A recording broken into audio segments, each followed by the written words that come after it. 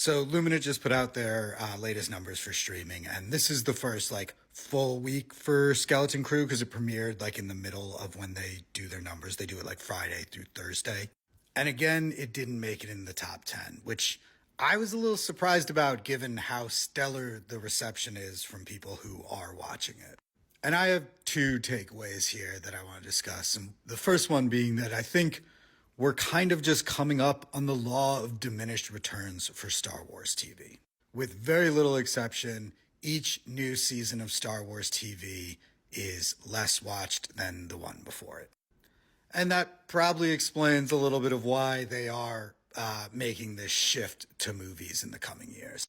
But my other take is that canceling The Acolyte served to win Disney nobody. The people who hated The Acolyte the most hate Disney. They want it to fail. And it aggravated a bunch of fans who were receptive to a different kind of Star Wars story.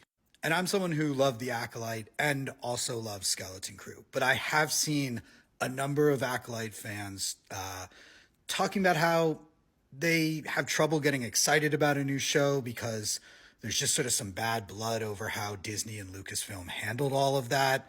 Others who just don't necessarily want to get excited about something that could get canceled after one season. Why invest in that if they're not going to invest in the show?